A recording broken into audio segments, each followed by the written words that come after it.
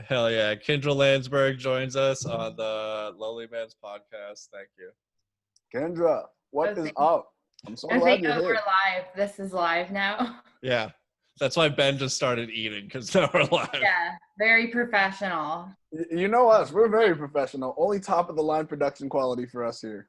Yeah, for your 14 subscribers on YouTube. We're up to that much, huh? Yeah, that's not even a joke. We literally have 14 subscribers. Yeah, Did you research us before you came on the podcast or what? I did. Because I was trying to, because my boyfriend asked how long I thought I'd be on the podcast. And I said, well, I can't see them paying for Zoom. So I'm guessing 40 minutes. And I was wrong. You guys pay for Zoom? Yeah, Ben, you owe me $7 this month. I forgot to. Good. Let me know. I'll send you the Venmo request. Yeah, request me on Venmo. I got you. I mean, Yeah. I don't know how I'm going to pull it, but I'll get it. I'll find a way for that. This is the only way we talk to our friends now. So I was like, it's worth the premium. Yeah. Well, so I looked up your YouTube page, and the episodes are like an hour and 40. So I realized you guys pay for Zoom, and you have 14 subscribers. Yeah. We do it all for them. Yeah. I think 4 of those are me with different accounts. 2 of them might literally be me. I'll subscribe. Yeah, I think Thank you. I'll actually subscribe as well, for being honest. I think I'm going to jump on that. Dude, 16 already. There we go. Nailed, bro. We're killing the game. Kendra, do you want to promote your TikTok account before we begin? Well, I love TikTok. I think it's the best social media app out there right now. Wait a second. Can you go into detail about this? Because what's the difference between TikTok and Vine? I never did Vine. I never had a Vine, so I don't know. Vine was only 6 seconds. Oh, then no. This is, I think it's 60 seconds at 40 or 60 seconds. I forget. I've only posted one TikTok video. I'm not a poster. I'm a viewer. Like, people do home makeovers on TikTok. You can watch a home makeover on YouTube, but you'll have to spend like 20 minutes. But on TikTok, you see a home makeover in 60 seconds. And it's great. You just keep scrolling. And doesn't it just play the next video, so you could just keep watching for like ever without even knowing? I think I have to swipe up, because I think it will just replay the video if I don't swipe up. I've only watched it on like the website on my phone. Like, I refuse to download the app, but yeah, it just kept like, the algorithm would just jump you to new videos every time. Yeah. And you click on the hashtag. Like, I think last night I spent probably an hour and a half on TikTok, and I found a lot of funny videos. I sent them out to people. There's a lot of funny people on TikTok. I mean, are they all like kids? I feel like it's a lot of kids on TikTok. No, there's a lot of older people. There's a lot of families. I think it's like either really young kids or really old people. There's not a lot of in between. Well, today I found a 19-year-old interracial couple who have twin babies. Is one black and one white? Yeah. That's Paul Henry's joke. What's that? Our friend Paul Henry has a joke about how he's biracial and he wants to hook up with another biracial girl because there's a phenomenon where they both have twins, and he wants to know if the white twin can say the N-word. No, that's not what this couple is. Those babies were super white though, so they probably can't say the N-word. Oh, okay. Yeah. They were both white babies? They're very fair skinned. There's a certain Boston comic that I think we all know that is a very fair skinned African American, and I always wondered, and I've always, you know who I'm talking about, right? There's a couple. But there's the one that can't say the N-word, and that's the one I want to talk about here. Use a pronoun. It's a he. A he? Yeah. Oh, okay. Does he have like reddish hair? It's kind of, you know what I'm saying. He kind of looks like a linguine from Ratatouille. I don't know. This is like racist Guess Who. Yeah. Are we guy. not allowed to say names? Can I get sued for saying names? Why? I don't know why Ben's being secretive. He could just say I Ryan. know. He could just say Ryan Ellington if he wants I to. thought we all knew. I thought you were talking about like Austin or Izzy or. Oh yeah, there are a few. Well, yeah, but I feel like racially all of ambiguous them, people. this is the difference. I feel like the difference between them is that they can say nigga and one does and Ryan doesn't. That's what separates it. That's my judged character of blackness. Is if you feel comfortable in yourself in your blackness to say the word. I can't believe I'm on a podcast where you've used the N-word. I'm uncomfortable. On this podcast, Ben said he was retiring that word from his vocabulary. Well, this is in context, not just throwing it out there. Context doesn't matter. Intention doesn't matter. None of that means anything. Good. I don't know. You're like the first person that's positively spun TikTok. Everyone else has been like, I can't get on TikTok. I love it. Last night I was watching this like sweet African family. Oh my God, you gotta get your family on there. My family on a TikTok, you're wildin'. Yeah, that's what people like. My family, my family would be like, it would be a minute of my mom being, Benjamin, what are you doing with this? It would be like a minute of that. That's the best TikTok when the kids film their parents and their parents are like, cut the shit, what are you doing? You gotta prank your parents. Like the kids who prank their immigrant parents, it's like the best things. Like I've seen some where like the grandmother tries to smack the phone and stuff. Yeah. Pranking parents, especially your immigrant parent, is like one of the most trendiest things on TikTok. Oh my God. So here's the thing. You don't post a lot on TikTok, right? Do you ever see yourself like becoming a poster? Do you see yourself starting to post more? 3 dogs. They're like 3 American bulldogs. And there's this challenge. It's you play this girl's recording and she's like, turn your volume up and watch your dogs react to this noise. And it's like a squeaky noise, like you're squeaking a toy, and pretty much all dogs will stop and look. And I did it with 3 American bulldogs that are my boyfriend's friends. That's it. That's all. That's my one TikTok video. Way past the challenge too, like months past. Are you one of those people that does all the challenges? No, I've only posted 1 video. I've never done a challenge. I think that's my only internet challenge. Oh, and like a headshot challenge I've done on Instagram. Because my headshot, or like my 3-year-old picture is like, it's pretty sexy. Like You're so hyped. I wanted to do the 2009 to 2019 challenge, but like my MySpace has been deleted for years, so I couldn't access any pictures. Also, I was like pretty hot in 2009, so I didn't want to. I didn't want to sadden myself. I've always looked 5 years younger, so if I was like 21, 22, I looked like I was like 16 or 17. Yeah. I look pretty much the same without a beard, I think. It was very similar. I haven't. That's you in 2009? No, that's when I was 3. Hey, look at that mullet. I know, my mom's awful. That was in 1990. Man, you are the hottest 3-year-old boy around. I know. Rico Subway there. You were killing preschool. God. Do you know what the challenge I would do though? Is you know the one where they spin the bottle and then they throw eggs at people? Have you seen that one? The people doing the only TikToks I've seen is like there'll be like people and they'll like spin like a bottle or something, and whoever lands on it goes and picks up an egg or like a tennis ball while everyone else runs, and then you get to throw it at them. And I think with eggs, that's hilarious. No, I've never.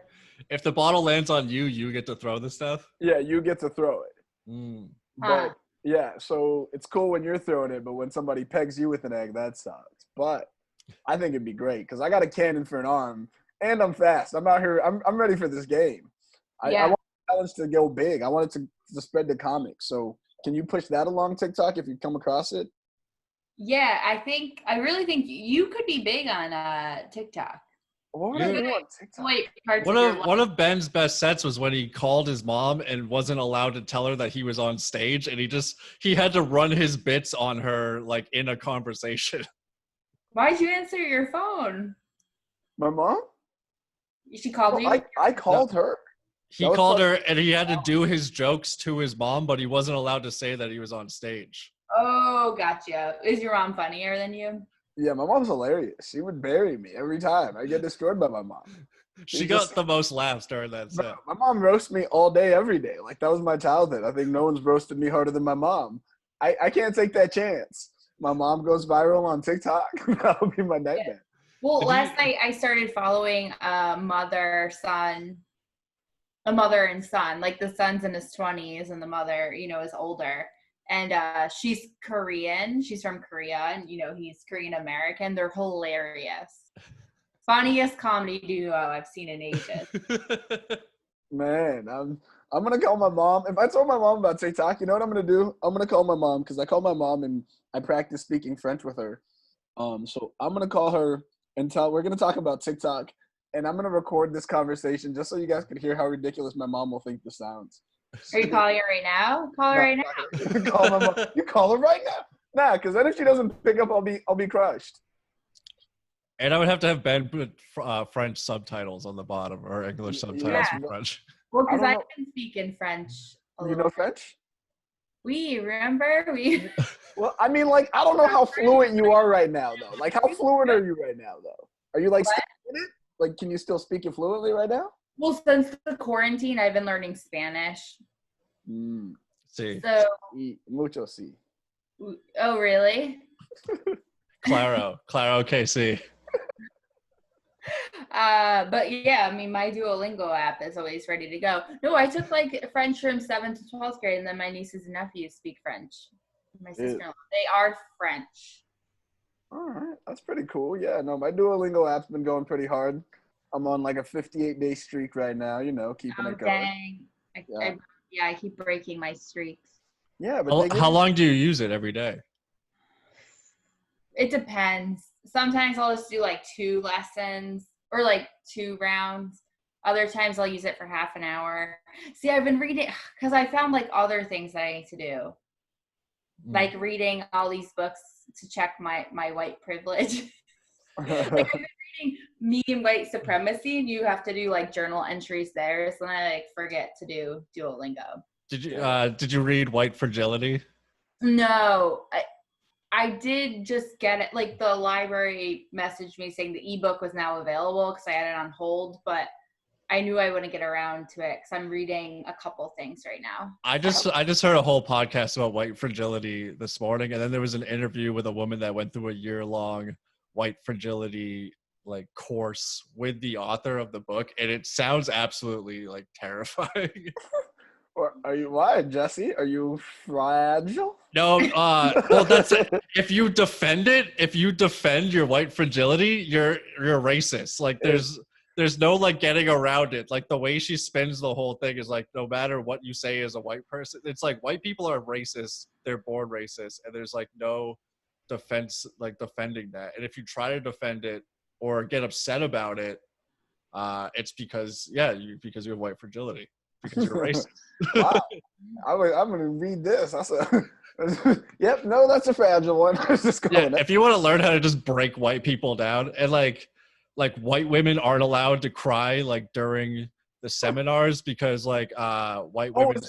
What's up, going? I'm sorry. Because white female tears are like historically they've like put black people in jail or have gotten them killed. So if a black people sees a white woman crying, like it makes them like feel bad and like anxious. Yo, is that the woman that like the girl's crying in there and the woman's like kicks her out of the room and says like whatever, like it was like a video that went viral? I don't know.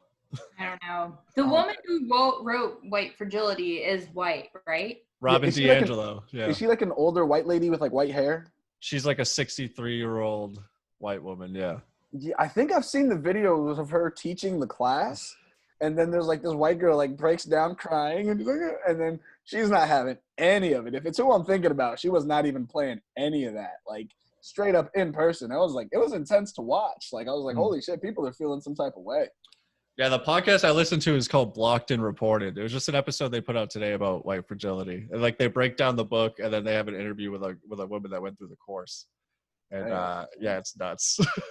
That's crazy. I'm like, man, this 2020 is a crazy year. What's the book you're reading, Kendra? Me and White Supremacy. Mean? Me, like Emmy and Oh. White Supremacy. So like you read a little bit in the beginning of the book, and then there's like daily journal challenges, entries, and you have to reflect on certain things. Like every day you learn about a topic like tone policing, white, what word am I looking for? Oh God. What word am I looking for? We're like, not white supremacy, but I'll think of it. One of the most recent ones I did. But you have to like reflect on your own experiences with that thing. Does it teach you how to be not racist?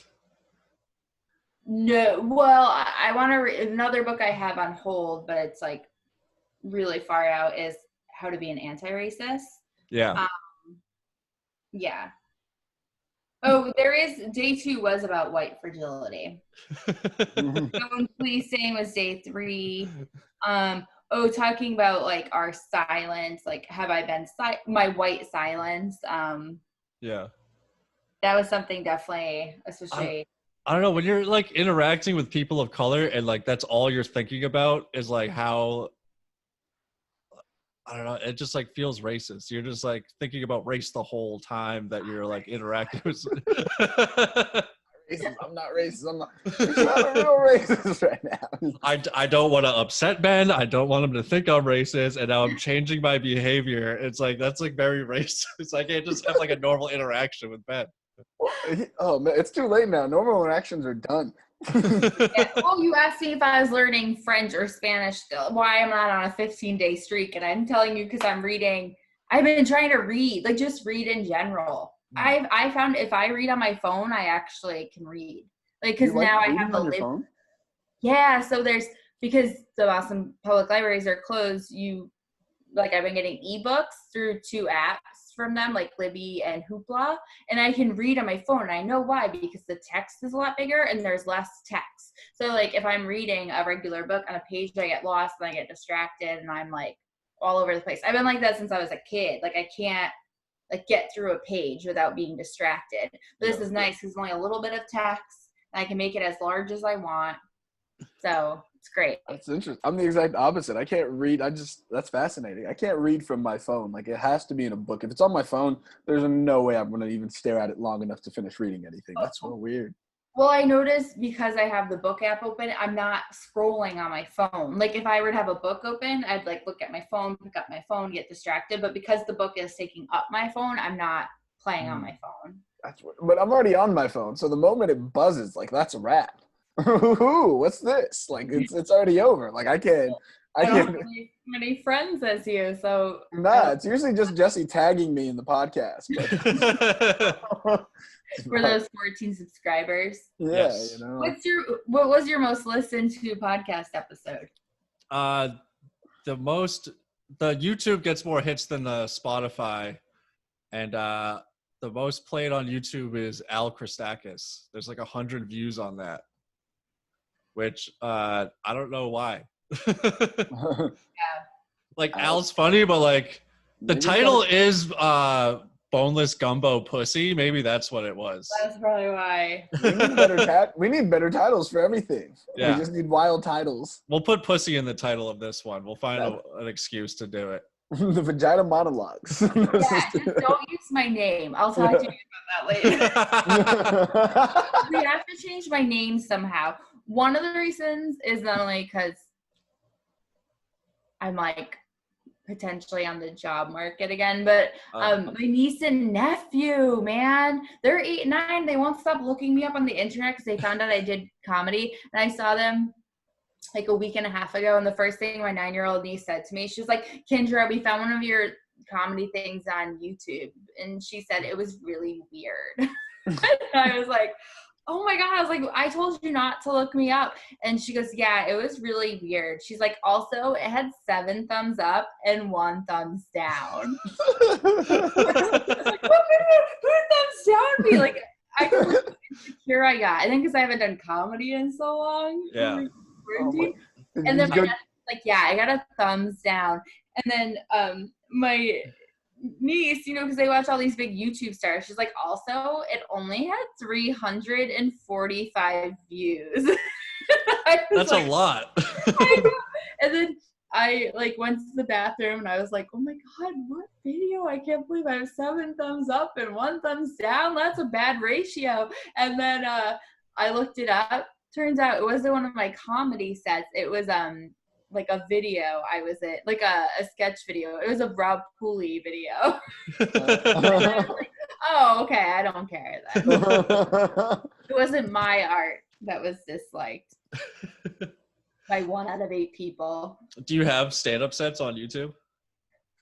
No, well, cable access. There's a cable access set, and I asked them not to use my full name, but it doesn't matter because I'm the only Kendra probably in the country who does comedy. So if you type in Kendra Comedy, I come up. That should be your website or your Instagram, Kendra Comedy. Kendra Comedy. No, I'm Kendra Lamesburg. Lamesburg. That's a good one. People think my actual last name is Lamesburg. Because of your Instagram? Yeah. You should you should go with it. Lamesburg rolls. I call you Lamesburg every time now. Yeah. Lamesburg for sure. Yeah, there's comics who have referred to me as Lamesburg, but that I don't know very well. I'm like, oh no, I think they think that's my last name because of Instagram. Have you been introduced as Lamesburg? No, I don't think so. Or if I did, it was probably a joke by that person. Zach Rizzo and Jack Burke came up with that. Lames. We could title you Lindra Kansburg. That might work. Did you say Kansburg? Yeah, that joke's not going to happen anymore. I don't even know my jokes. But it's still my user platforms. I said to Laura, I told Jesse before this, I went for a walk with Laura Severus before this, and I said, depending on the podcast goes, I'm going to tell them to take out my name, but you guys said the N-word right up top, so yeah. You guys, one guy said the N-word. I think it was both of you. I'm pretty sure. I did tell Ben, since he's retired the word, now if he does say it, I get to say it, but I'm not. Yeah. I'm gonna have to, I'm gonna make an N-word. I'm gonna make an N-word jar, and every time I say it, I'm gonna put my own money into it for myself. And for yourself? Yeah, donate it to the NAACP. I'll donate it to something. I should donate to some causes. To a bail fund or something. Yeah. Yeah, I have to say that now that being woke is on vogue, everyone's trying to show how woke they are. Before all this happened, before it was cool to be woke, you put on a black show at the Comedy Studio, Kendra, and I'll never forget that. Oh. So during Black History Month, Kendra put on an all-black show at the Comedy Studio. First of all, if you know the Comedy Studio and the Comedy Studio's demographics and area, an all-black show there is already a bold strategy. In Somerville, Massachusetts. In Somerville, Massachusetts, right? That's the city. It's in Somerville, Massachusetts. On a Wednesday. Yeah, on a Wednesday. But that's what my residency power, allowed me to do, a Wednesday. That's because the Comedy Studio is a black show. Wednesday's the only night of the week we'll ever have that. Right? But yeah, we put that show on, and I think in the end, it ended up costing you money, if I remember, out of pocket correctly, which was the craziest thing, that you paid your own money to put on a black show for Black History Month that you were not even on and got 0 credit for, which is probably the most woke thing to do. And that was before being woke was cool. I don't want it's 4 months ago. Yeah, but it just got cool once the protest started. Now it was 3-4 weeks before COVID shut us down, because it was the end of February. But I had the residency. I asked if I could produce a couple shows. And why wouldn't there be a show to... Who was on that show? It was... my favorite Black people. Chris Tabb was on the show. Jay Whitaker was on there.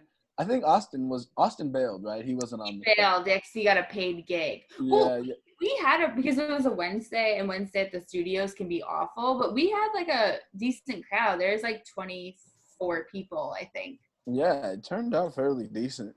Lady Bain was on it. Reese Cotton was on there. Yeah. Ryan Ellington was on there, wasn't he? Yeah, Ryan Ellington placed.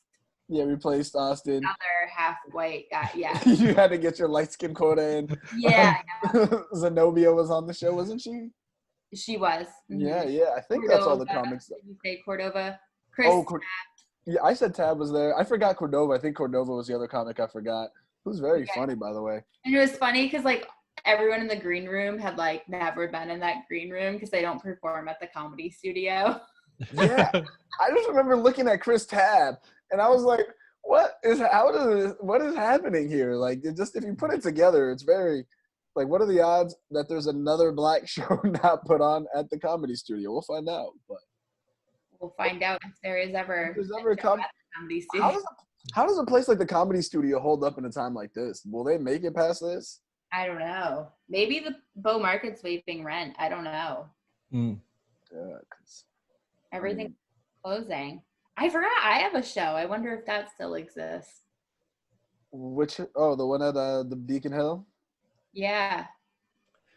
That's not opening up anytime. Yeah, I'm thinking about all these bar shows. I'm like, it's gonna be a while before we can squeeze into a tiny space like that. But a lot of these bars and restaurants gonna be open when this is over too? Especially dive bars, right? Because they're exactly the exact opposite of social distancing bars and spacing. Dive bars all small, cramped and small ceilings. Everything that you're not supposed to do.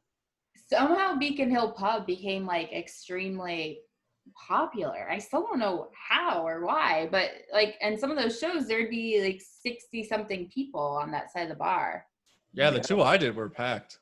Yeah, every time I've done it, it's been packed. It's you two. I announced we're gonna have to well, because I always book you guys before a holiday.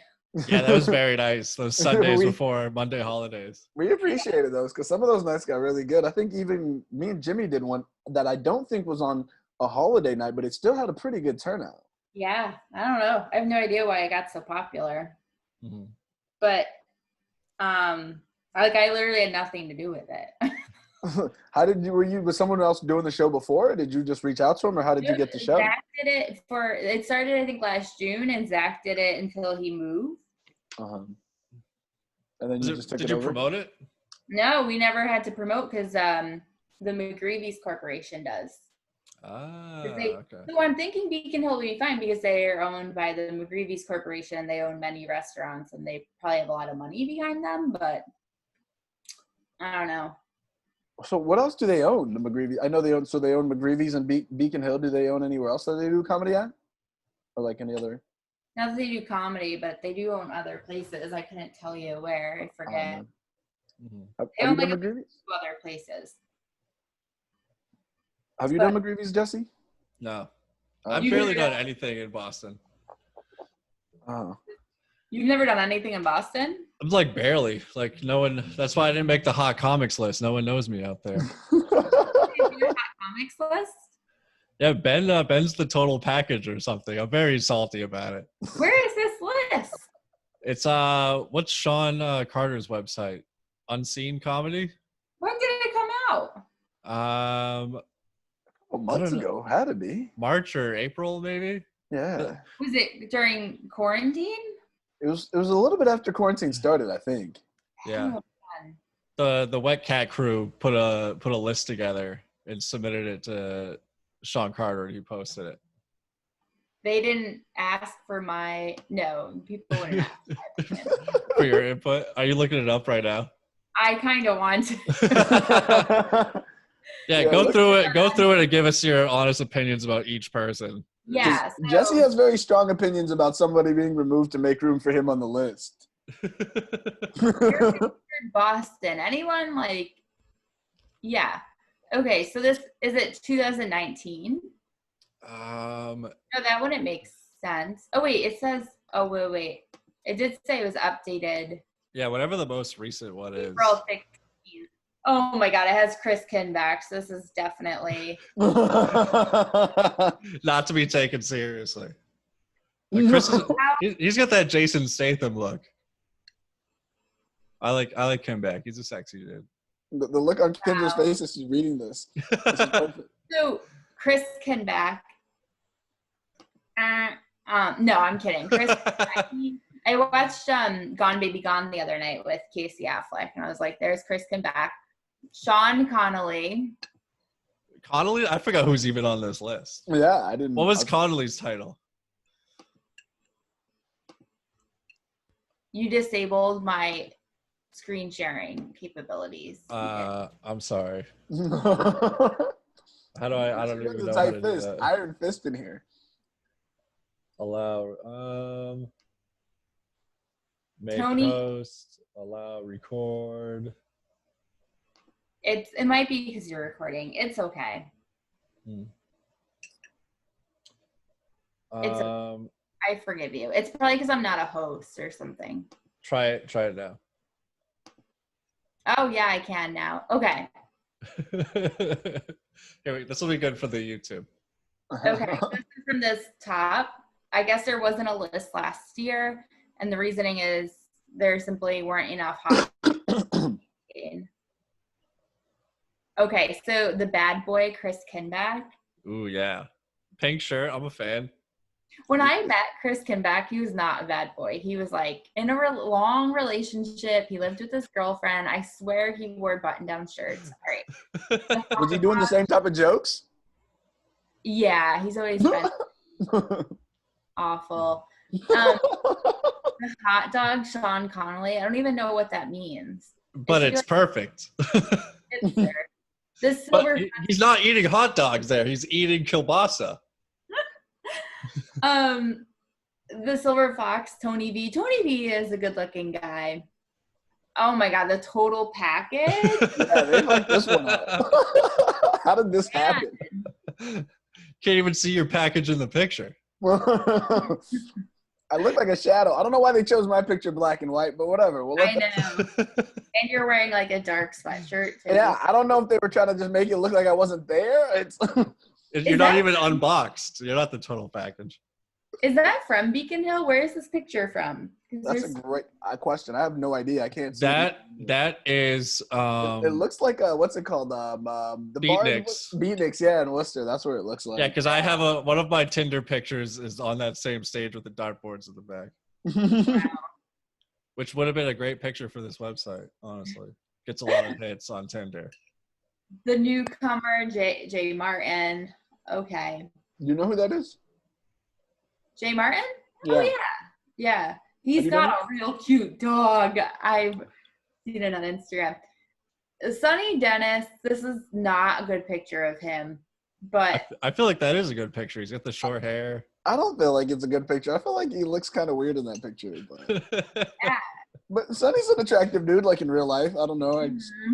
You know, there's liquor in that coffee mug also. Oh, yeah. Like the Lil Wayne, it's my cup. Alan Moreau. See, this is this is his headshot. I probably shouldn't say it's a bad picture, but I think this picture doesn't do him justice, but okay. Are the pink tones of his face blending in with that background, maybe? That's what it is. I don't know. Big Alan Moreau fan, so I support this picture. I support this pic here. Yeah, the DILF, Jimmy Cash. Okay. He's a friend of the show. Yeah. Friend of the show, Jimmy Cash. Friend of the show, friend of the people. Top guest, most frequent guest besides Ben before he became a host. Yeah. Who was the host before? It was Paul Cyphers and me, and then we had Ben on twice, and we were like, we should just make him a host. Where's Paul now? Good question. He quit to, quote, put his time and energy into something else, something better. I don't know. What's the something better? Adderall and first-person shooter video games. Okay. What the heck is this list? This is these are a bunch of has-beens. This is an old list. Tom McDonald. A bunch of has-beens. Yeah, most of these people, half this list doesn't live here anymore. You're just referring to Zach Russell. I think he's the only one who's moved. Higginbottom, too. Higginbottom, I guess, just moved. But I think they just made this list. Where'd Higginbottom go? It says this is over a year late, but I finally found time to post it. This list was voted on by an anonymous panel. You know what? No. They need, if this list is going to be taken seriously, they need people who know more comics in the scene. Yeah. Where do I stop sharing? Oh, okay. What do you think of a hot girl list? Ben and I were going through it when JB Lee was doing her topless comedy show. We're like, who would we like to see on that? Well, I was thinking I should get more time since I have a third nipple, you know, if I'm exposing more. Did you jump on the show? No. Were you asked? I could never. Did you guys watch the show? No, I should have, just to donate to BLM. But to support the cause, you know. Yeah. Then you could have been on the show. I could have been on the show? Yeah, she had 2 black men. She had black voices in between the white titties. Yeah. That sounds I thought that's familiar. I've been in. Done this before. She was looking for women or black men. Oh man, I guess I didn't read the post. I just heard the outrage. And I was like, oh. No one ever said like, hey Ben, you could be on the show, because I would have been like, hey, I would have showed my titties for the cause. I would have done it. Yeah. I would have paid for your titties. I might have even done a titty dance if they would have. Yeah, do the little Cherry Crews chest pop. Oh yeah, can you actually do that? Can you? Oh, I can. It's do it. Cool. Do it for the podcast. It's just not as cool because I'm not as big as Terry Crews. Do it for the 14. You get 18 subscribers if you do it. Yeah. Wow. Yeah. All right. There it is. That's okay. My turn. No. Bounce that third nipple up and down. My brother has a third nipple, so you guys are pretty much the same person. Really? Is he married? He is married. Okay. Yeah, I thought you guys could have 6 nipple children, but I don't know if is it hereditary? Can you have third nipple children? My mom has 4 nipples, so I'm guessing it's a little hereditary. She has 4 nipples? Yeah, her one's like pretty small. It's weird because like under my right boob, there's no third nipple there. I feel this like little dot, and I'm like, I feel like that 4th nipple wanted to come in. Maybe it will, like if I ever have kids, and I don't know. But my mom's one of her extra nipples is like pretty big. It's probably like 2-3 times the size of mine. Does it lactate too? Can she? I was about to ask the same question. I don't know. I've read about this. I think like it depends, like the amount of tissue that's there. Or is it because you have so many siblings that her body just start producing like more nipples? They just wore the other one out. She needed the third nipple for the other children. Maybe. Because do either of your parents have third nipples? If your mom had a third nipple, then this would prove that it is a side effect of. If my mom had a third nipple, I would never know. She would never disclose if she had a third nipple. That's not something my mom would ever do. It would die to the grave with her. Oh, see, my mom like walked around naked, or like from the shower, she'd be naked and stuff, or she'd like lay on the bed and like scratch her boob under her like shirt. And you were learning to count at the time. You're like 1 nipple, 2 nipple. 1, 2. What the fuck? This is bigger than that. Yeah. What is because there's how many of you guys? 7 or 8 of you guys? 6 of you guys? There's 6 of you guys? Yeah. I hate going on after you when you've talked about having so many kids. And I'm like, oh god damn it, I have one less. It's not. I can't talk about my big family. It's like trying to follow your mom's 4 nipples with your 3. Yeah. You just never live up. Just always second place. We should call your mom right now and see if she has 3 nipples. Oh my gosh! If Get I her call on Zoom, we should get your mom on the podcast. My mom doesn't even know how to use a computer. She doesn't have a Facebook. She knows how to check her email and then like watch African videos on YouTube. That's about the extent of her skills on the computer. Is she on African TikTok? There is no African TikTok. That's not one. Right? There's just TikTok in Africa, I believe. For some people. You got access to internet. Oh, update, by the way. I thought my brother was no longer stuck in Africa. He's still in Africa. He just got out of the small city. Now he can't get out of Africa in general. So he can't get on a plane yet? No, he cannot get on a plane yet. Yeah, my brother's been in Congo since March. He went in March, and then everything locked down. He was only supposed to be out there for like 3 weeks, and then he was stuck in the small village where our family's from, but then the village was so small they couldn't get a plane back to the main city, so he had to come down on a boat. They went down the Congo River on a boat for a couple of weeks, and then he made it to the main. Yeah, because it's the Congo River. It's not like this is Africa. TIA. Like the reason why there's no slaves where I'm from is because they tried to go there and they're like, we can't get here. Like fuck this. We're not going here. We're not gonna hack our way through this place. So that's like it's really hard to get into. So yeah, he took a boat down the Congo River and got to the main capital city of Kinshasa, which is where the rumble in the jungle took place. My mom was actually at that fight. Ali Bomaye. Ali Bomaye. My mom was at that fight, and my great uncle, check this out. I just found this out when I went to go visit him. He was at a bar, and Muhammad Ali and his people came through, and they only had like American money, and were speaking English. And some of the bartenders were trying to kind of be rude to him because they're like, "This is Africa. We don't want to kind of serve these people." And then my great uncle was like, and they wouldn't take the cash because it was American dollars. Like we only take African money. And my great uncle was like, I got it. And then he bought Muhammad Ali and his people all the beer and alcohol or whatever they were trying to buy. And they were super grateful. And he like hung out with the whole squad and stuff before the fight. And he was at the fight chanting Ali Bomaye. Wow. Yeah. Wait, you said you visited your great uncle. Where does he live? He lives in California, Northern California. He lives in like Santa Rosa, it's called. Petaluma, right by Sonoma State University. He left the Congo too? Yeah, he left the Congo and moved to California. Then he lived in Michigan. He's like a college professor and stuff. He's done all sorts of stuff. He's all swagging out. He's all like old and like wears like the cool hats and like the scarves and jackets. He's always like, and then he's always hanging out with a bunch of like, because he's a college professor. So all the like the younger professors, are always women he's hanging out with. Which I don't know. He's killing the game. He's swagging. He's dope. He's cool as could be. He's a single dude. Yeah, he's got a kid. And I think he was married for a while, and then I don't think he's married anymore. So he's just single, and he just hangs out with his friends. And they always go out and get. He's a big fan of dessert, but he's bougie, so he only eats like the highest quality desserts. So we're out there, and he's like, "What? It's tiramisu with some cream, and it comes in like it's all sorts of crazy, man. He's living though. He's dope." He sounds like my type of guy. No. I know it every time. How old is he? I want to say he's in his mid-70s, somewhere in his 70s, mid-late. He still teaches? Yeah, this is his last year.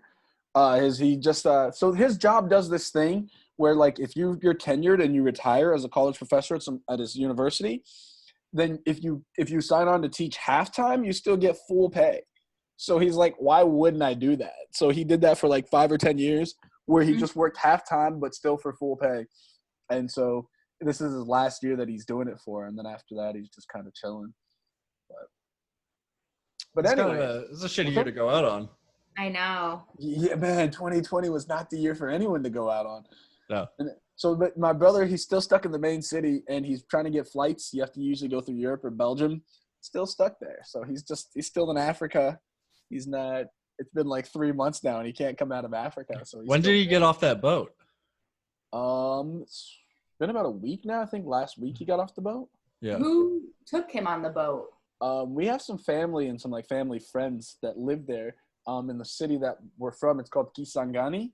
So my mom is from Kisangani, and then my dad is from Kinshasa. That's where we lived. But Kisangani is like in the middle of Congo, like the straight up like the forest, the jungle, like all the stuff that you hear. Like that's how you get there. So it's a whole nother place. I want to go back, but right now maybe it's not the time. You know, Did he have to like bribe a bunch of people to get on the boat? I'm not sure if you had a bribe, but you had to pay somebody for sure because they were traveling on a cargo ship. It wasn't even like a cargo boat, so it wasn't like a passenger thing or whatever. They were just able to like make their way down like after because they were trying for a while to get out of there. So I think they just were finally able to find the right ship that had some space that would take some money to get them down there. And so yeah, they jumped on the ship with some stuff, and now they're there. Africa's a crazy place. It's different. Yeah. It's like a little bit different. It's not. I'd go down with you. I'd hang in the Congo. You'd hang and swing in the Congo, Jesse? Yeah, I don't think I look rich enough to get kidnapped. So maybe they let me go. Yeah, that's true. In the Congo, like a sign of wealth is being fat. So Yeah, I just can't look like a journalist or be fat. What about me? They would love you down in the Congo. They would yell Mundele. What does that mean? It means white girl. It means like a white person, Mundele. But if you but like I don't know. What's up? In America, saying like white woman is like a negative thing right now. If they say that in Congo, is that like a positive thing? It's Congolese for Karen. You're about to be Congo Karen, baby. Start the Instagram page. Nah, it's more like it's not like a bad thing. It's not like they're like Mundele. It's like any white person is a Mundele. So there's just like because a lot of these places, especially in the Congo, where they speak Lingala, you don't have a lot of white people. So it's always. What's up? Are there any white people in the Congo? No, not a lot. In parts there are, because the one thing about the Congo is this, right? It is like when it comes to being a country with natural resources, the Congo is probably one of the wealthiest, if not the most wealthy country in the entire world when it comes to resources. But that's also its curse because you have so many of these resources. What's up? Like our iPhones. You taught me about this. Like yeah. iPhones are probably made from resources from like a lot of this stuff. Coltan, all the conflict minerals. Yeah, all this stuff. So all that stuff, those conflict minerals, they all come from the Congo. And so because of that, and not just that stuff, a lot of other things come from there too. So because of that, it's just it can find no peace. Like people are always going to want a piece of that. And it's never been in a position to defend itself for itself. And I don't think that's going to happen anytime soon. They tried to elect their own prime minister. People nipped that in the bud real quickly.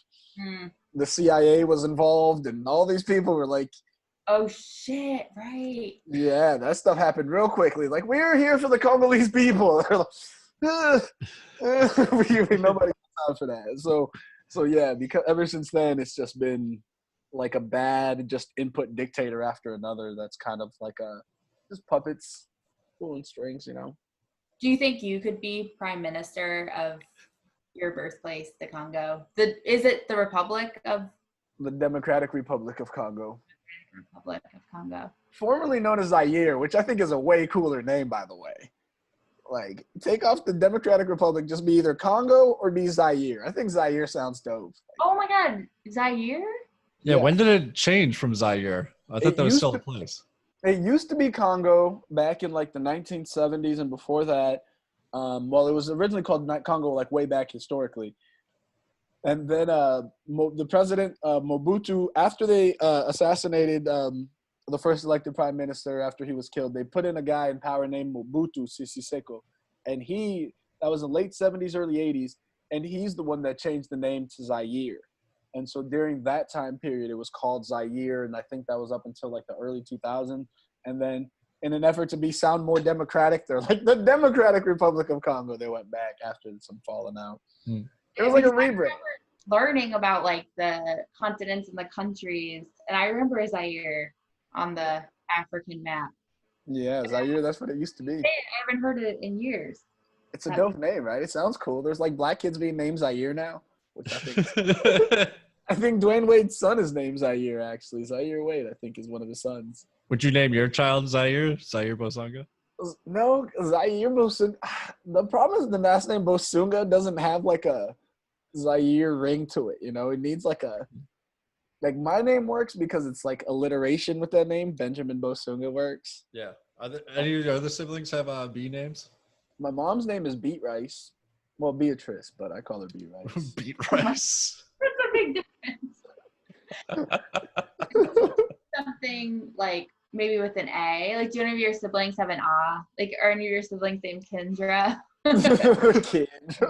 Kindra Bosanga. There's no Kindra. You could be Kindra Bosanga if you play your cards right. Oh, hell. I could be the princess of the Congo. It would actually cost you money. Congo Kindra. That's my new comedy name.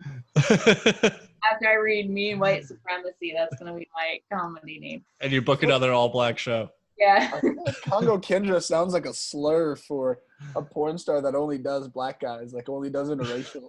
Totally, it does. That's obviously. Fucking Congo Kendra. She's you know what she's up to. Yeah. Benjamin. Never mind. I don't know. Where you gotta go with that?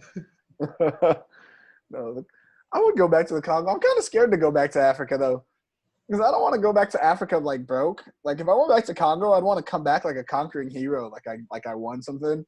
Yeah. I think I got a lot of survivor's remorse, because like when I was in the Congo, before I turned like 1, my parents moved to the United States, and then like I was like kind of bounced around, but that's when like me and my cousin, we got like malnutrition and stuff, and like my cousin did die and I almost died, but I always feel really guilty. Like it could have just been, it was like a flip of a coin. Like, and now like if I go back to Congo and I still suck at life, like like the worst cousin lived. Like they're just not.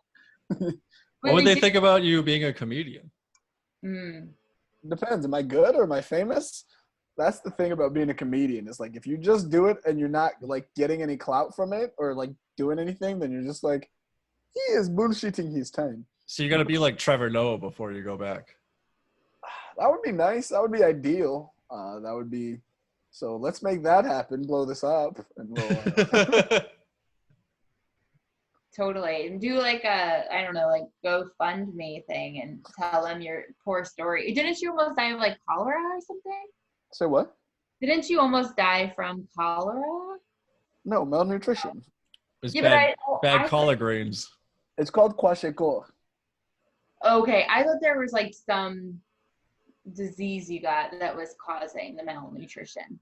No, not a particular disease. Just the way we call it in Africa. I don't know if there's a word for it here. It's called kwashiorkor. Sometimes if you say it in English, they call it kwashiorkor. I don't know. It's like a condition that you get. But yeah, that's what I had. It's like a thing that results from that. But I don't know if you guys have a name for it here. Starving? Yeah. That's not the American way, bro. They're like, we don't have a name for that. We don't get those malnutritious diseases. Yeah, we have fat homeless people out here. Yeah. In America, our malnutrition usually expresses itself in being overweight. Yeah. The reverse. I always say that's the secret why I can eat so much now. It's because I'm making up for the lost years. You know? Yeah. That's where all that ice cream. That's why I got away with eating a pint of ice cream every night for like 3 years straight. Your body's just like catching up. Making up for lost time. Yeah, still. Are you still vegan? Is that still a thing you do? You participate in the veganism? Are you talking to me? Yeah, you're a vegan, right? No, I just don't eat meat. I like stopped eating meat when I was 11, 12. Oh. I thought you were does that make you a vegetarian at least? Yeah. Yeah, okay. Yeah, vegetarian. No vegan. I think I always confuse the two. They're just the same to me. They're like totally not the same though. Like even thinking about what I've had today. Actually. Do you eat eggs? Like I'll eat things that have eggs in it, but I don't like eggs. Like every like 4 or 5 years there's something else I become crazy about. Like I'm on and off with milk. Like right now I don't use like cream or milk in my coffee. I've been going black like for over 6 months now. Oh, that's Congo Kendra. That's the only way to drink coffee anyway. Oh yeah. And if the coffee is like upsetting my stomach, you know, like sometimes just coffee upsets your stomach. It's like too harsh. I'll put like, I recently started buying almond milk. The almond coconut blend is the best. Ooh, that sounds good. I love almond milk. Coconut milk is good. Oat milk is okay. Yeah, it's okay, but the blend, like Almond Breeze makes a blend, it's really good. Mm. I was drinking that for a while. I had to switch to oat milk because that's what got hot, so I had to test out the oat milk. Oh, yeah. Do you like the oat milk? Not particular. I don't know. Any milk that's not like, I think I'm gonna go back to whole milk for a while. Get some real. Because you're not nutrition. Just, Because that's what they do for little kids. Failure to thrive. You're supposed to give them whole milk. That is true. I know some people that still drink milk consistently, which blows my mind. I think dairy kind of messes up my stomach. Are you a cheese person? Totally. Yeah, I like cheese. That's why I was saying there's a big difference between vegans and vegetarians, because just thinking of like my cheese consumption. You eat cheese by like the block or like by slices or just like individual? No, but I eat a lot of things that have cheese. Like today I went to the grocery store and I bought 2 things of shredded cheese, 2 different bags. The best cheese, Mexican blend, obviously. Yes, Shout out to Mexican blend and pizza blend. Shout out to John Flagg, Mexican blend. Have you ever put a piece of cheese in a frying pan and browned it a little bit? And then... That was my next question, Jesse. I'm glad you asked. No, should I? We had Monica Carroll on the podcast, and she said that's one of her guilty pleasures. Oh. Frying a piece of cheese. Does it taste like a mozzarella stick or? I don't know. Did she explain the flavor profile to us? I couldn't get over that she was just frying a piece of cheese. I was still stuck there. I never got past that. Like, how? Put butter in the pan or something? Oil? It might have been oil, yeah. I was thinking, yeah, butter and cheese would be good. Just go all out with the dairy. Yeah. I've been making a lot of quesadillas lately. All right, that's intricate cooking. Yeah. What have you been doing during quarantine? Have you been like working? Did it affect any of that? Because you're not doing comedy, so like, what else are we doing? Hey, no. Yeah, I'm not doing comedy. I've done 3 online shows. How did those go? The Zoom shows like are decent when the people are unmuted. That's fine. And then because we've heard other people saying like they've done shows where you can hear the laughs and they kind of like that. Yeah, no, I like it. It's good when they're unmuted. That's unmuted. I thought you said when they're on mute. Okay. Because then I did an Instagram live show and I'm like, I don't know what's going on. It's just me talking to that's just yelling into the void. I started reading books on my phone. I've been learning Spanish. I've been working out in the greatest shape I've been in years. That's where I'm at. You go running? Are you a runner? I used to be, but then once I started getting like really heavily medicated, running became hard for me because of like weird side effects. I don't know. So I don't love running anymore. I used to like it. Are you doing like jail workouts, like body weight stuff? Are you doing push-ups? Yeah, exactly. Just in there pull-ups with one arm? Like, what are we doing? Yeah. No, there's a great app. It's called Fit On. I've been making my boyfriend do some workouts with me. We tried a couple workout that I saw on YouTube and it was awful. And I was like, no. Like we're using each other to work out. I was like, Yeah, you like pull each other up. You like each other up during pull. Like one of the things was he was supposed to like lift my, like he'd be standing and lift my legs up and he would like do, I guess like bicep curls with my legs. And I was supposed to like do like a push up or maybe like shoulder taps.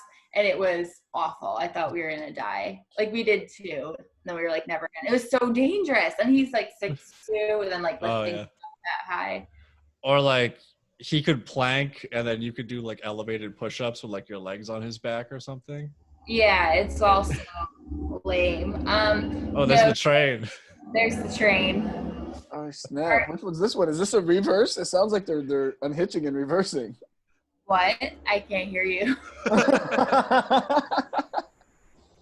No, our one cat, she doesn't have much of a tail. It's like she's probably got like a fourth of her tail. Because when she was a kitten, she was found at Leechmere Station and her tail needed to be amputated because it was broken. So she like lived at a train station as a kitten. So whenever the train arrives, we always say, Riley, your ride is here. It's stupid. You have to be here. You guys I just looked at my timer and we've done like exactly an hour because like we recorded right after the last train. So I'm like, Yeah, oh, this is every hour. running right on the time. Does your cat have like bad balance because he has a messed up tail? Or I is it think like she's adapted. She's fine now. I think she's fine. isn't it like if you fuck with a cat's tail, like they lose all sense of like balance and they don't land on their feet anymore? Right. Mm-hmm. But she's been this way since she was like 6 weeks old. They amputated her tail. Oh, okay. It's all she's known. Well, while she was living under the train station? Who Yeah. did it? Was this some homeless guys? We need to amputate quickly. No, I think what happened is her mother was probably in that area and she brought Riley, my cat, to the tracks and left her there because she's awful. And then the MSPCA found her. No, the MSPCA amputated her tail. But she's awful. She's an awful cat. She had like really bad diarrhea last week and shit everywhere. Everywhere. Pretty bad week in the Kansburg house. My roommate's dog's been shitting around the house randomly. Yeah. That's not good. The cat's fine. He's got like 2 litter boxes, so he's got plenty of space. She's got plenty of space. She just had like liquid diarrhea and couldn't hold it. It was coming out everywhere. It's awful. Oh, not good. This comforter is less than 2 weeks old and she shit on it last week. We saved it. Don't worry. And you're using it this week? I washed in the bathtub that night, brought it to the laundromat the next day, and we saved it. Oh, I wouldn't trust it. I couldn't do it every time I'd look at it. It was like 6 days old when she shit on it. I had it for 6 days. I did a Bed Bath & Beyond curbside pickup because they kept like texting me about it. Like, so I was like, all right, I need a new comforter anyways. I just bought I got a set from Brooklyn and spent a couple $100 on it. I got it's my first duvet cover, and like last week I was getting out of bed and I kicked one of the buttons off of the bottom and it shot across my room like ricocheted. Oh, what's the thread count? You got to go high. What's the thread count? I don't know, but do you guys know how to sew? Because I do not. I did just buy a sewing kit the other day from the Family Dollar I lived behind. Is that one of your new hobbies, quarantine hobbies? So I hate Family Dollar. Like I'm always like, I hate Family Dollar. It's awful. It's not cheap, blah, blah, blah. Like I love the Dollar Tree. That's my jam. But Family Dollar, because Family Dollar isn't a dollar store. Things mostly cost more than $1. But I went in there probably like in April because we were desperate for games and nothing was really open, but Family Dollar stayed open, and this one wasn't bad. I should have known there'd be a fancier Family Dollar in West Roxbury. So I've gone in there like 4 times now. Oh, I do know how to sew, Jesse. I'm pretty handy with a needle, by the way. I took a home ec class in middle school and got really good at sewing random things. Do you have needle and thread? Can you sew my button on next time you come over? It's probably just a simple, I could probably do it and just wrap it around. If you got it, no, I mean, it's probably a simple cross stitch through the buttons. That's usually how you do it. It's simple, just cross stitch through there. You know what? I'm going to learn how to do this. I'm going to fix the buttons. Simple. The hardest part about sewing is threading the needle. That's the hardest part. That's true. Threading the nibble and tying the knot and then setting it up. Once you set it up, the actual sewing part is just a little quick, handy work. Yeah. Every real man should sew, Jesse. Real men don't know how to work a needle. I had to buy a needle and thread set because my needle and thread set is missing the needle, and our blanket in the living room has a hole in it. Also, I think I need to make myself a new face mask. What kind of face mask are you guys using? Tell me about your face mask. I work in a clean room in a factory. It's an electronics factory clean room. So we've always worn the U-line surgical masks. So I got 50 of them in my glove box because I just walk out of work with it every day. Oh. Yeah, I saw a chart on a site that was selling cloth masks, and it said the N95 is 99% effective. The surgical mask is 80 to 90%, and then the cloth mask that a lot of people are wearing now are 70. Yeah. But they look way cooler. Yeah. What's more important, Do you have a custom mask, Kendra? My sister's like my sister's friend was making masks and she sent me one, but then I have like surgical masks that I've been wearing like way too long and they smell.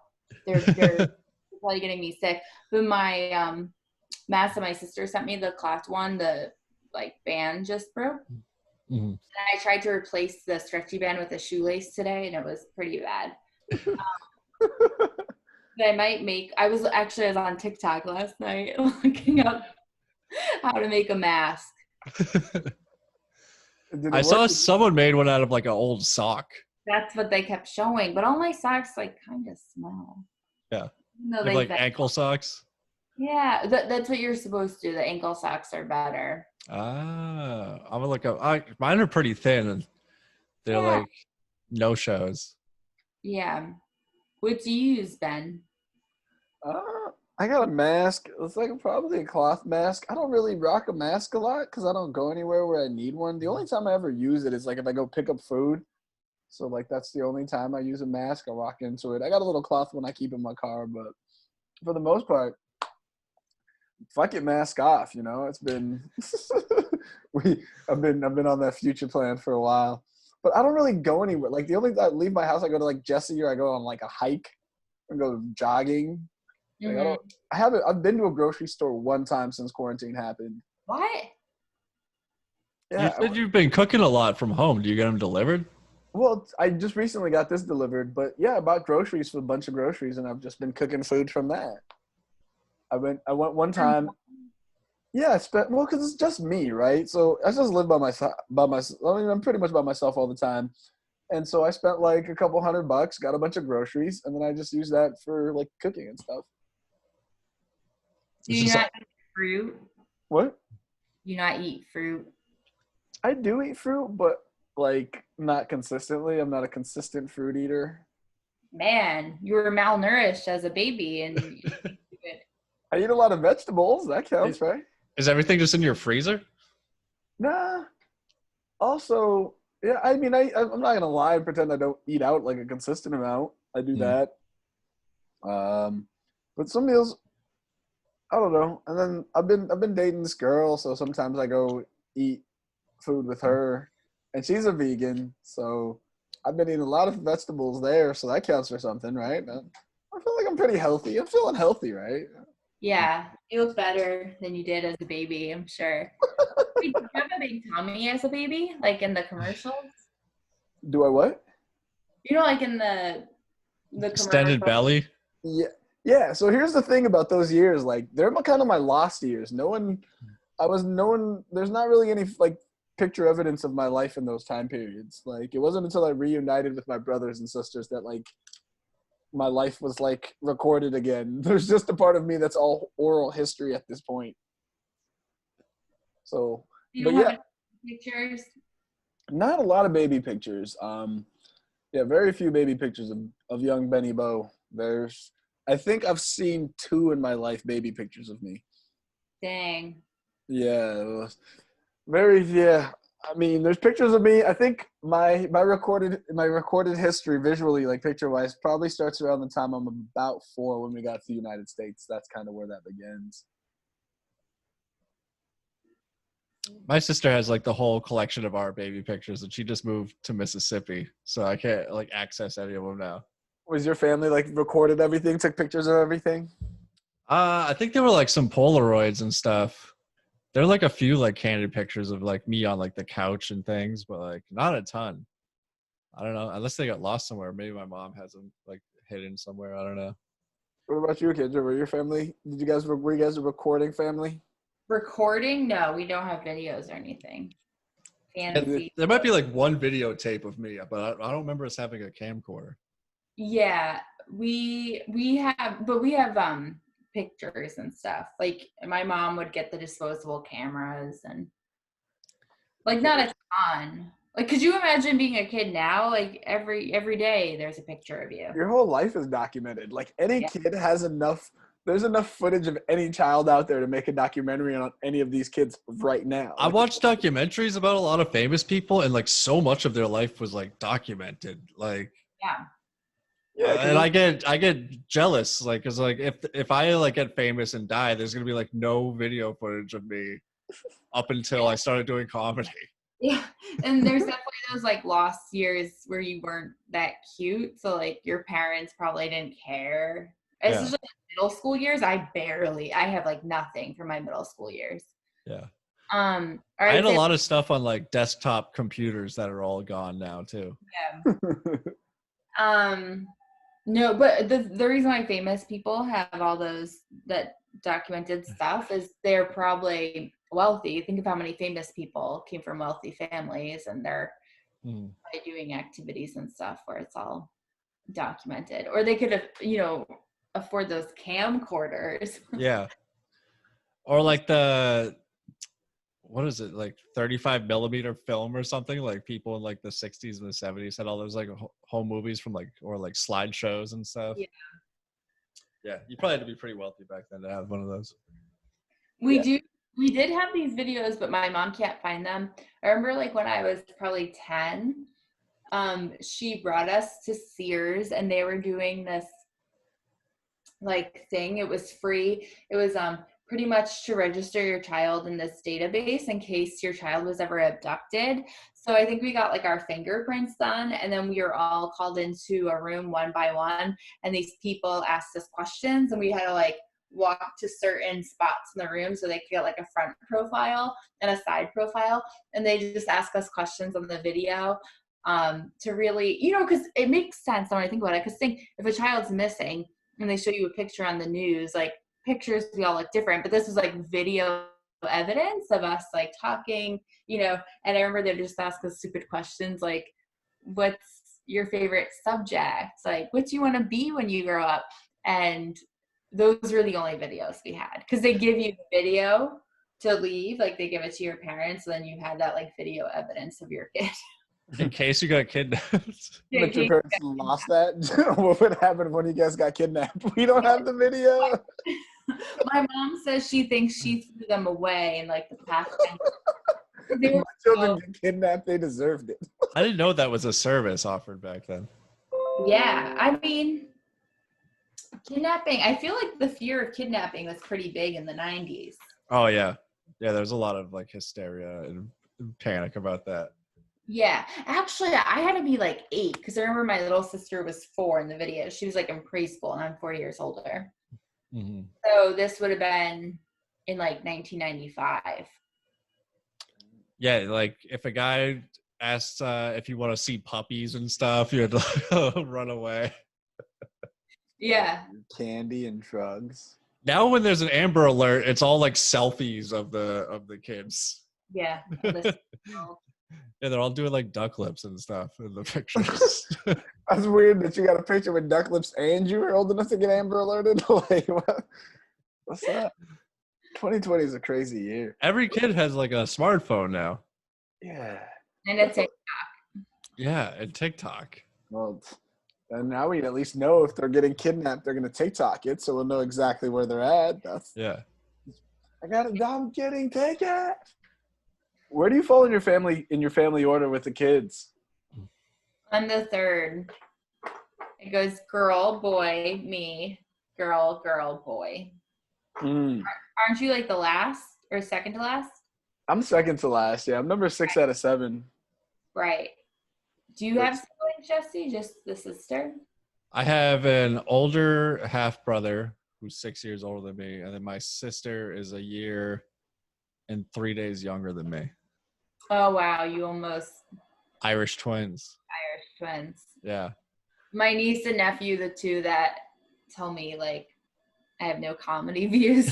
They're less than a year apart. They're Irish twins, but they're French, so don't call them Irish twins. Yeah, everyone thought my sister and I were twins when we were in the stroller together, because I was always like a tiny child too. And tiny adult. Yeah. My sister was taller than me until like high school. Like everyone would make fun of me. And then I ended up staying back freshman year into her grade so that a lot of people thought we were like twins. Oh dang, that happened to my 2 cousins. They're my cousin's kids. They're like just a year apart, and one had to stay back. Yeah. The oldest of the 2. Dang. Yeah, it was pretty bad. Freshman year though is like the best year to stay back. Yeah. Because like then like the new class coming up like didn't know anything about me. They just thought I was a new kid pretty much. Why'd you stay back? I was depressed and just gave up on everything. Oh, was it Yeah. the school choice, or like was it I no, I failed every class except gym and health class. Oh, that's good. I was a health teacher. I'm glad you cared about that. Yeah, because it was all about like weed and drinking. I was like, oh, this is easy for me to retain right now because that's all I'm interested in. Dang. Yeah. Wait, did you start kindergarten as a normal kid, Ben? Me? Yeah. Yeah. Like, you know what I mean by, I don't mean by like normal kid. Like, did you have to get services? No, I learned English. So we moved here. We moved here in January of '94, right before, like, pretty much right when I turned 4. And then by the time I started school, when I started kindergarten, I didn't do preschool, but by the time I started like kindergarten, I knew English pretty well. I never had to go back or do any of that. I just learned English really fast. Because you're really smart. Nah, because my little sister was born in the United States, so she always knew English. We're 2.5 years apart, and so when we were getting babysat all the time, it was just me and her all the time. And so because it was just me and her, like, she taught me English and I taught her Lingala, but just by communicating, just hanging out with each other all the time. So I learned English in probably about a year, less than a year or so. I learned like fluent English. Wow. Yeah. You didn't have to get any help for your Congo trauma or anything in school? They went No, they just put me in school and I was like, no, I can do this. I'm way smarter than these kids. Yeah. And that was the end of it. I learned how to read English pretty quick too. I learned I could read like really fast. And so by the time I got to school, I was really good at reading. So everything just kind of, which is funny because school here in the States, if there's anything I was actually like naturally good at, was school. I never had to try hard at school at all. I just always was like, yeah.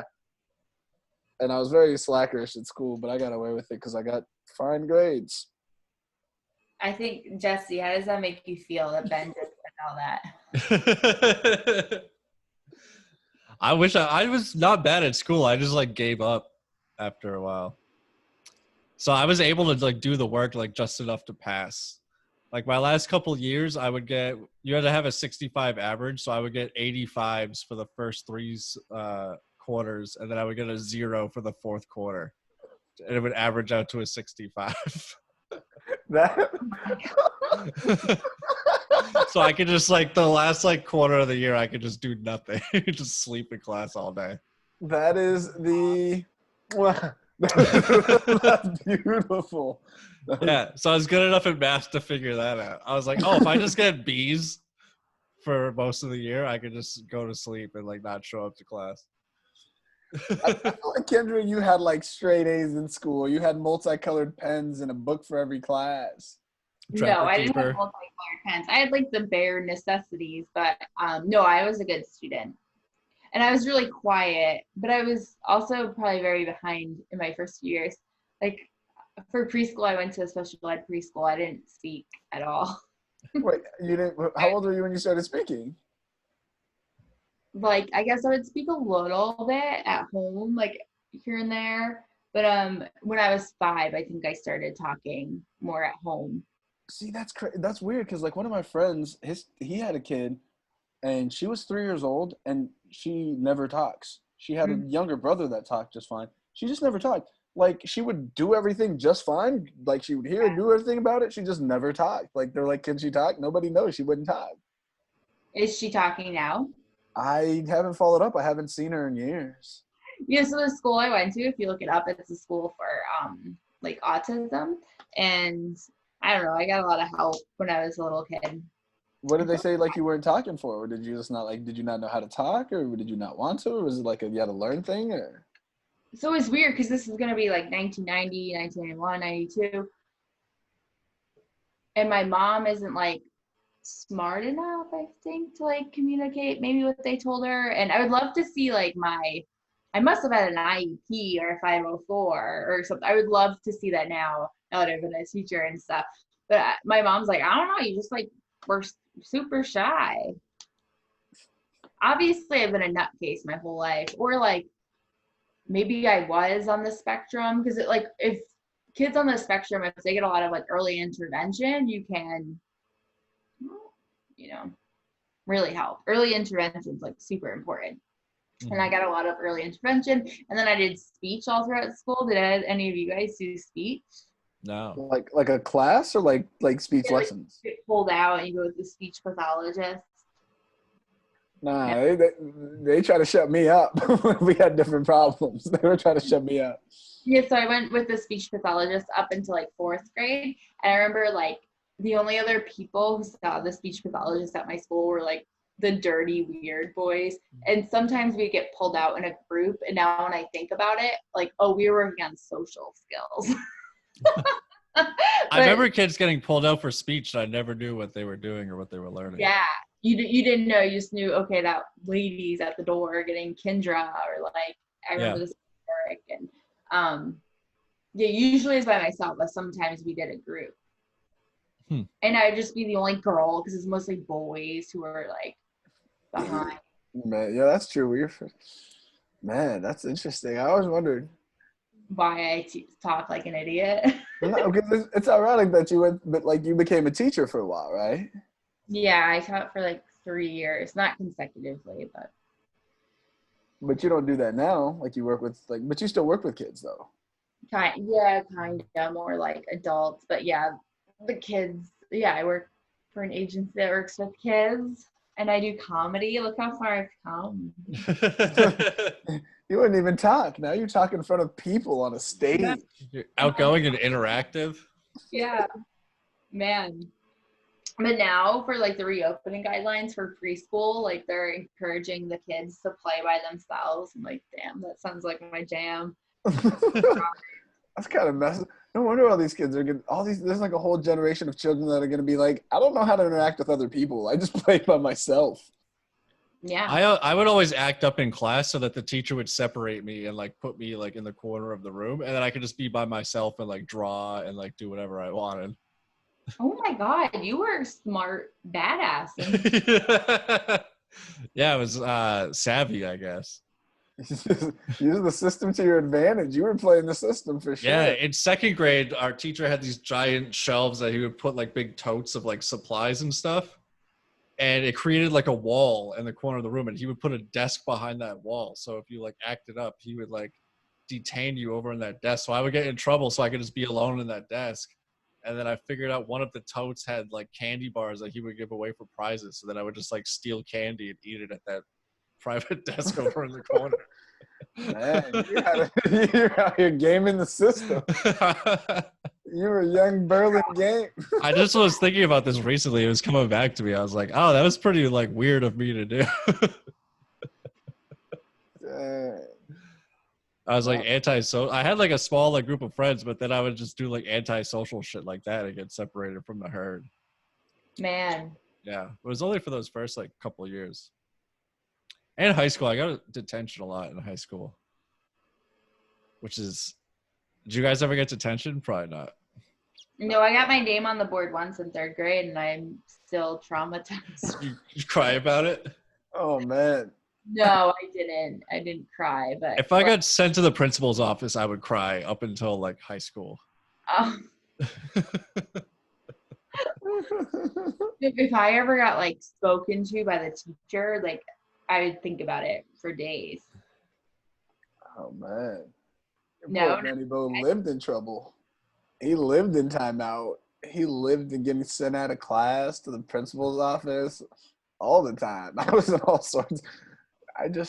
School was always boring. Like, what did your parents do about it? The problem was my parents, they were just like, Ben, stop getting in trouble. Because I wouldn't like be like in trouble, like in anything serious, but just like the teachers would be like, Ben's a good student. He does his work. He just like gets riled up and then gets everyone else riled up. And I was just always getting people riled up. So teachers always had to like move me or talk to me or make me do stuff. Kick me out of class. Challenged enough. You were too smart. Yeah, like that episode of Home Improvement with JTT was acting up in class because he would finish his test very quickly. Yeah, and he skips a grade, I think. Or a couple of grades, doesn't he? Yeah, I think so. Honestly, I used to finish my work so fast. Like I got to the point where I knew like every class I was trying to do, I used to have to. I was like, if I get my work done, I could just talk. So what I would do is, while the teacher was like handing out the work and everyone else was like listening or trying to like read or whatever, I would already do the work. So by the time everyone else had time to do the work, I'm already done. So I'm just hanging out. Either that or I would just not do it and then copy the next day or just like do it at the last minute. But I never did anything in class and I never did homework at home. Not one time. Not one time except in like college, maybe like a few times. But That's why I got in trouble a lot for not doing homework. I would do all the classwork and like pass everything. I just would not do the homework. What did you guys do instead? Smoke weed and skateboard. Oh, see, we like lived. There'd be like nothing else for me to do at home because we like lived. My parents' neighborhood's very different now, but it was like a dead end dirt road. We didn't have like many, especially. is it still dirt road now? Well, huh? Is it still dirt road now? Yeah. Where are you from? Where did you grow up? Ballston Spa, New York, to be exact. But I live like in a more like deserted part of town. But now it's like not deserted. It's so weird. My parents' neighborhood has been like flipped around. Like it used to be very few year-long residents. They used to just be like a bunch of little like campers around them, like little houses, kind of like cottage-looking things or trailers. Now all those are knocked down, and like Long Islanders have come up and they built like huge houses. It's like totally different. It's so weird. There's like a new road in my parents' neighborhood, and it's not dirt; it's paved. It's so pretty. And like so like my parents like live on a dirt road pretty much like in the woods, and the woods are being torn down. But there'd just be like nothing to do, only go outside. Like we didn't have cable until I was in middle school. So I don't know. You do your homework. How do you not do your homework? My like parents gave me my own TV and cable box when I was like 6 or 7 years old. Oh my God. Yeah, like had my own room. All happened. That's The wild. after depression. That is wild. Well, I'm also left out that my dad died when I was 12 and my mom worked full time. So like I was just left to my own devices a lot. Oh, you definitely left out the dad dying. Yeah. Oh, yes, it was okay for you. My dad died right before I became a teenager. Then I just started acting out, smoking weed, and like gave up on schoolwork. Yeah, that's a hard time. I'm sorry. Yeah, that's a real hard time to go through that for sure. No wonder you probably didn't graduate freshman year. What the fuck is the point of any of this? That's when I stayed back and then they tested me for ADD and like they should have tested me for depression looking back at it now. Yeah, but you're the same age as me, right? I just look older than you. Were you class of 05 or 06? 05. So you should have been 05, right? I was 06. Right, but you were on track for 05 and then you stayed back. No, I was 06. I stayed into 07. Wait, when's your birthday? December. So I'm like 2 weeks before the new year. Gotcha. Yeah. You're 87? Mm-hmm. Okay. So I'm 05, so it's August 87. But so you're like right before the cutoff. Okay, yeah. No, well, in New York the cutoff is December 2nd. Oh, wow. Yeah. So like my sister, her birthday's November 16th. So she's like the youngest person in her grade. Mm-hmm. Yeah. Oh, but I feel like that many years ago, they weren't screening many kids for depression. No. Like no one even like thought about it. No. But like ADD was like they were just doling out Ritalin and Adderall to everybody. So I'm surprised I did not get prescribed. You were the only one that was found without it. Seriously. I was like jealous. Everyone else was like selling their Adderall, like trading them for better drugs. Hey, another test you failed back then, Jesse. It was. Maybe my high school wasn't. I don't remember people like in my high school and stuff having ADD, ADHD, and being on drugs and stuff. Or you just didn't know about it. Yeah, but I feel like now, like when I taught middle school, like everyone knew who had ADHD, and everyone's so open about it. But now, when I was in school, it might just be like also where I'm from. I don't know. Was it a big school? Was there a lot of kids when you went to high school? Our classes kept growing. So when I graduated, we were up to like 300 per class. Yeah. It's pretty That's a big. pretty good size. Yeah. Yeah, our high school is huge. Yeah, they like sent a child psychologist to shadow me for a day. And it was so weird because I was like, as soon as this woman like walked in, she like sat like a couple seats behind me, and I was like, I was the only one who was like, "Who are you?" And she's like, "I'm a child psychologist," and I was like, "Oh, all right, tell me this." I was like, "Is there such thing as ADD, or are kids just lazy?" She's like, "Oh no, there's such thing as ADD. Do you have ADD?" And I was like, "No, I'm just lazy." And then a week later, they pulled me out of class and brought me to this like room near the principal's office. And I walk in and it's that woman, and she's like, "Yeah, your mother's concerned that you might have ADD, and she wants you to get tested." And I broke down crying. I was like, "Oh my god, my mom thinks I'm retarded." Oh, wait, was this when you were in the 9th grade? The second time, yeah. Oh, yeah. Oh, you're an emotional boy. Yeah. The second time. That's so great. So yeah, I spent half the day doing all these different tests, like putting puzzles together, like general knowledge questions, like reading comprehension. And they were like, "Yeah, you don't have ADD. It turns out you're just lazy." I wish I had that on a piece of paper or something. Yeah. Your official diagnosis. Like, yeah, don't you wish you had the notes about Mm-hmm. your psych exam there? Yeah. Oh man. Yeah, I wonder what those kids would have said about me if I ever took any of those. I just wondered. My parents didn't believe in any of that. I didn't see any of that. They were just like, "Stop fucking up, Ben." And I was like, "All right, I think I can stop fucking up." I didn't stop fucking up, but Have you been writing a lot? Because I've been very lazy with that lately. how do you? Sometimes I'll write down like a note. Yeah. Have you been trying any like your old material on your Zoom shows? No, because they're not. Yeah. I'm like open micing stuff. I see. It's kind of weird. Have you heard anything about do you feel like the comedy's gonna come back, like, and you're gonna just be able to like just get back on stage and like get back into it? Because I feel like that's gonna be like a different. No, I don't even remember my jokes. Did you guys hear what happened to D.L. Hughley? Like, he was performing in Nashville and he passed out on stage. This was on Friday, and then on Saturday he broke the news that he has COVID. Whoa. So And it's that still. was part of the reason why he passed out on stage. He didn't know he had COVID, so he was performing without a mask. He was at Zany, so it was like very intimate. Like, people are pretty close to the stage, so he didn't have his mask on, and neither did anyone in the audience.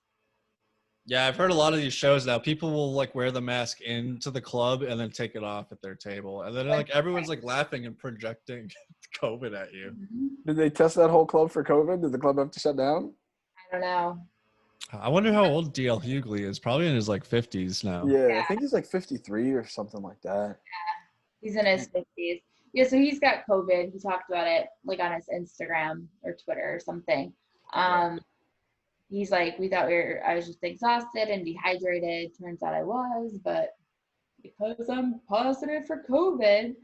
I also feel like being dehydrated and exhausted is just like, even without COVID, is not good for you by any means. You shouldn't be going on a show dehydrated and exhausted. Like, that's a Or I think he meant that's why he thought he passed out. So that happened. I don't know. Someone told me there's a certain bar show that's coming back in 3 weeks. I'm like, how? Rhode Island has like a couple open mics. Like Tilson was like, "Hey, I like can get you a spot at Pub on Park tonight," but I'm not itching to go to that open mic in general. Yeah. And then Askew is open in Rhode Island. Tony Capobianco is doing an open air open mic on Wednesday. Oh, right. Are you guys going? I'm interested. Where is it? Is it in Boston? It's in a backyard somewhere in Brighton, I think. Oh, in Brighton? I thought he lives in Brockton.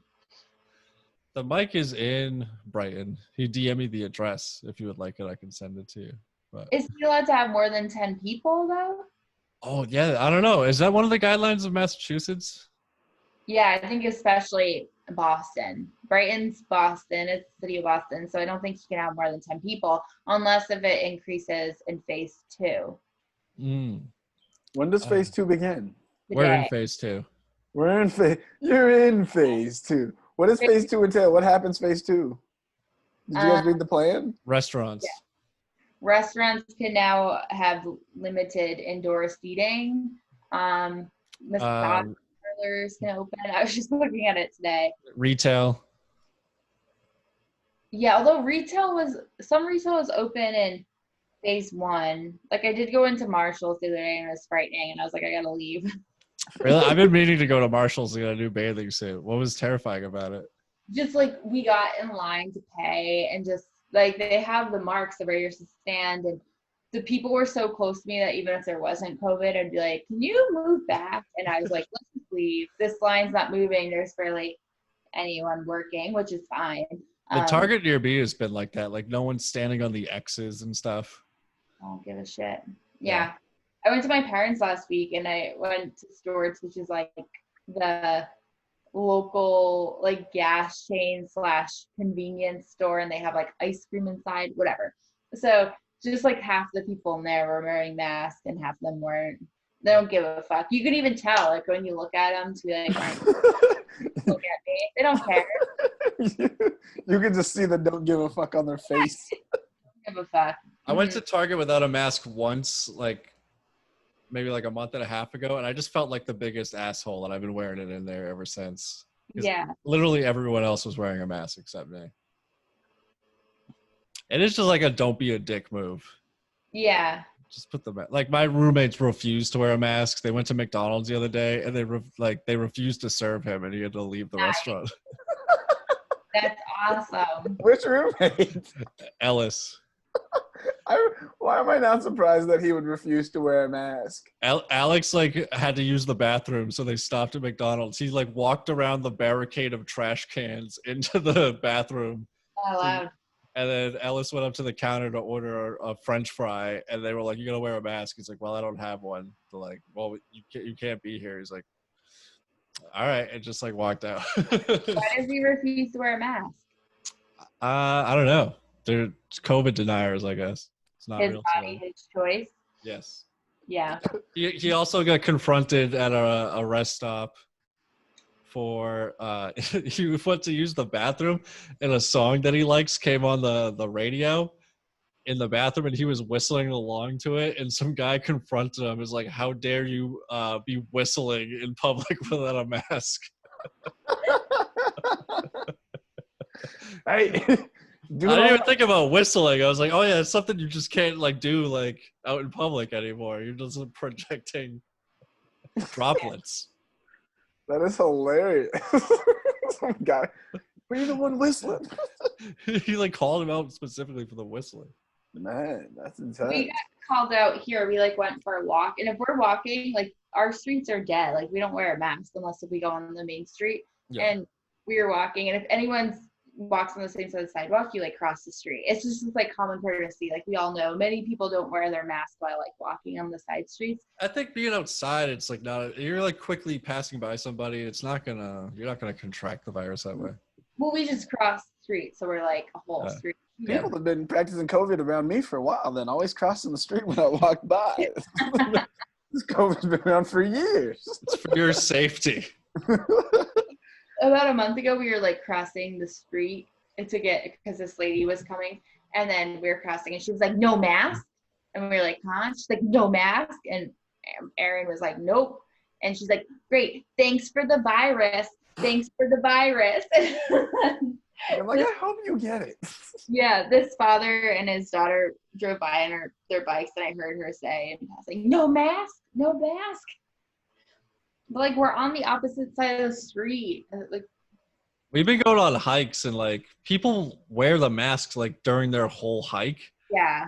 And I feel like that's not safe. No.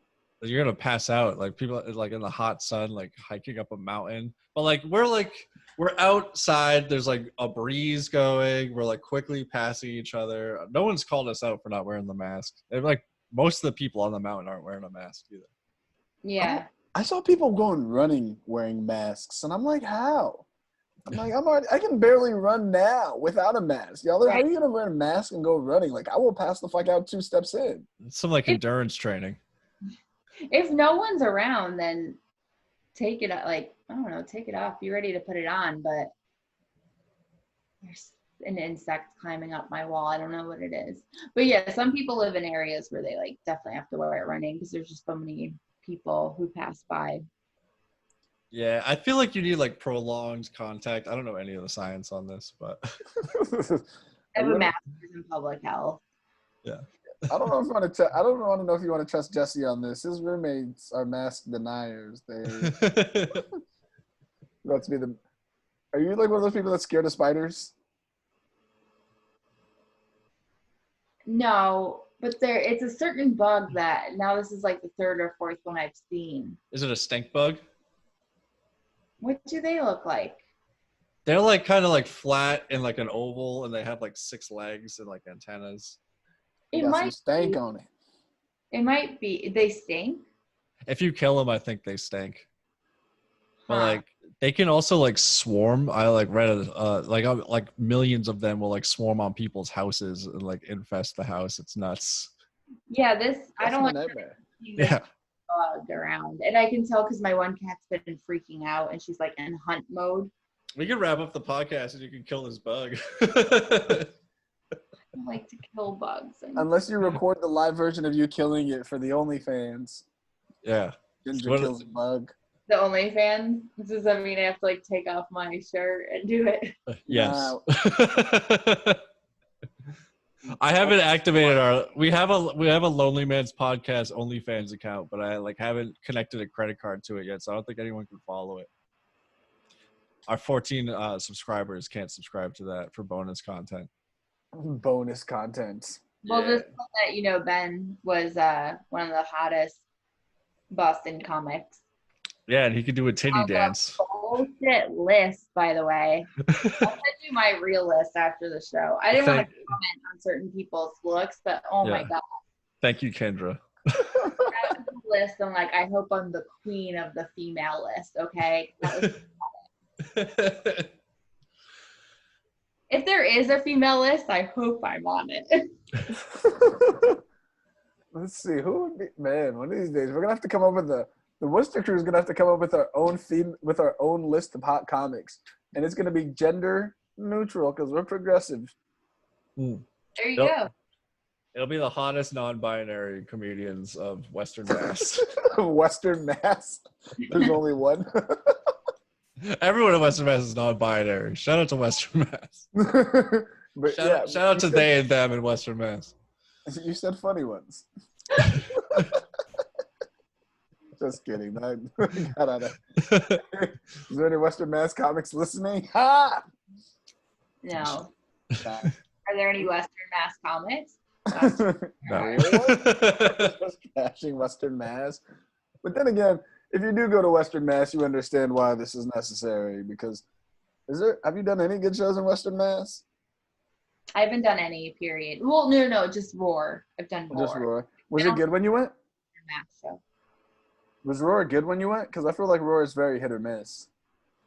I was supposed to do it again in April. I have so many good shows that I got because this one comic who's a booker for a big comedy establishment in this area, he awful prank. And because of that, my only response to his apology, besides like I can't stand you, is here are my avails. So I got some good comedy dates out of it. And they're all canceled because of COVID. So like I lost. Like not only did he make up an awful rumor about me to prank someone, but all the dates I got out of that. What was the prank? Could you say? Yeah, that I died in a car accident. Whoa. Who did he tell that to?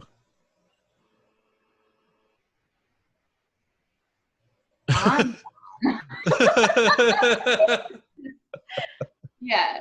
So anyway, he told Anjan you died? in a car accident. That's a weird prank. Oh, yeah, that's the whole thing. So, did you and Anjan squash the beef? Is that squashed? The beef? There is no beef. I just don't like a human being. Did he celebrate your death? No, I got a sweet text from Anjan. Can you believe that?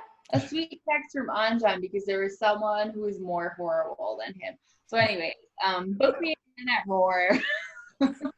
The first canceled weekend of COVID was my Roar hosting debut. For who? Giannis Pappas. Oh, dang. Yeah, it's supposed to be Jade Catapretta, who's like the new host of The Soup on E, and then she canceled and Giannis got put in, and I was very excited. But oh well. Yeah. I got my first host weekend at Laugh. 4 days at Laugh canceled. And that hurt. Weekend was at Langston. Yeah. That would have been a hot show. I was so hyped. I was super hyped. Langston and Boston. It was gonna be dope. Yeah, you could have got some runoff. Man, I was hoping. I was getting hyped. I was in the game. I was looking forward to that weekend so heavy because it would have been my first time. Like, because I think Laugh is one of like the best rooms. When that room is popping, I've seen it before, and that room is packed. That room is great.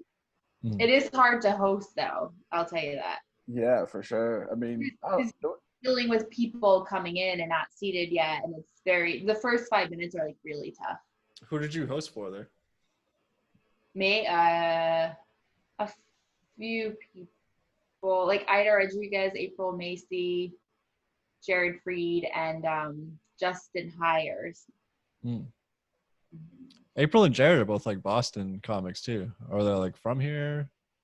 No, Jared is from Needham, but I don't think he like did comedy here. Okay. I don't think so. Yeah.